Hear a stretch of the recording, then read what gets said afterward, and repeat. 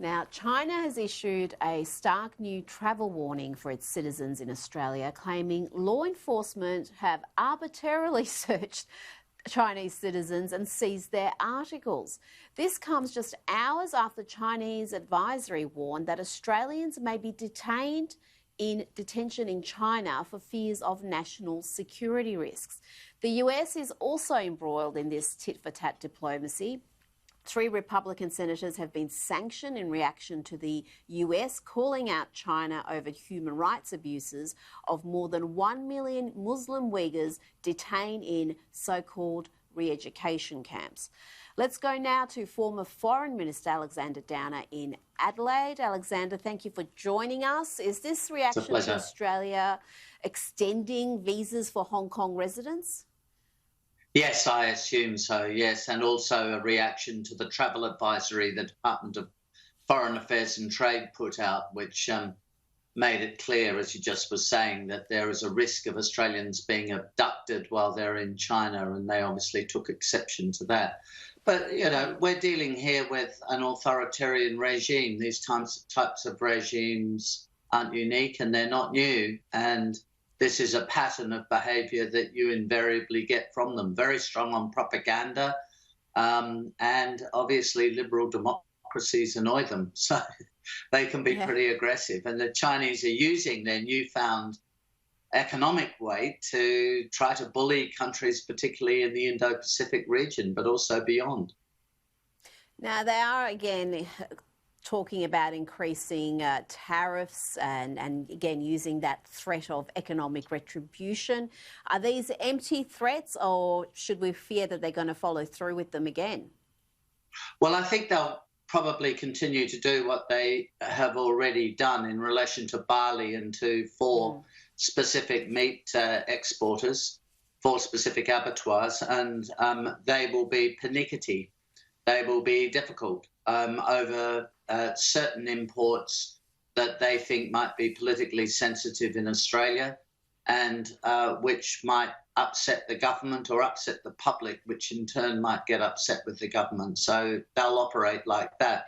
But look, I've said this to people often, don't think that China is importing from Australia to do us a favour. They're importing from Australia to do themselves a favour, because they can get excellent products. I mean, if you take agricultural products, they get clean, green food from Australia. They get it at good prices. It's a reliable source of supply. I mean, they can go to South America or somewhere else, but, you know, it's more risky for them. It could be a lot more costly. So I don't think we should panic about this. I think we should just hold the line and be polite and just make it clear that we have different values from them, and they need to understand that, and they need to try to cooperate with us. Now, can you tell us more about the situation in China with more than 1 million Uyghurs in these concentration camps, or as they call them, re-education camps? This has been an issue in the US, the human rights issues around this. Is this something that Australia should become more involved in and advocate on behalf of people who are locked away in re-education camps?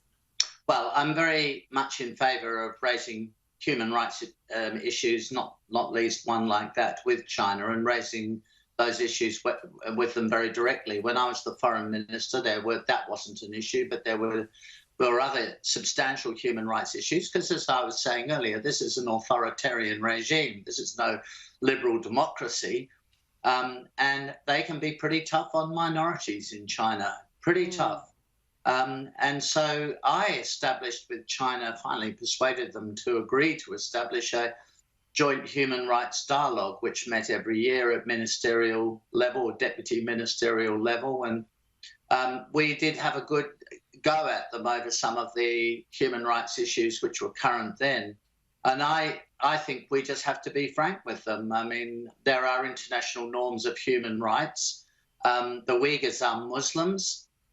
They're worried, I suspect, that they aren't fitting into the norms of the People's Republic of China. They're worried about the possibility of Islamic extremism in that part of China. And their reaction is characteristic of all of these authoritarian regimes that just crack down on these people. I mean, this information about them being put in re-education camps and so on seems to have some validity to it. And it's an issue we should be prepared to discuss with. There's reports of women being sterilised. Sterilised, yeah. It's I mean, I've seen those reports. Really. Absolutely, it really is quite disturbing.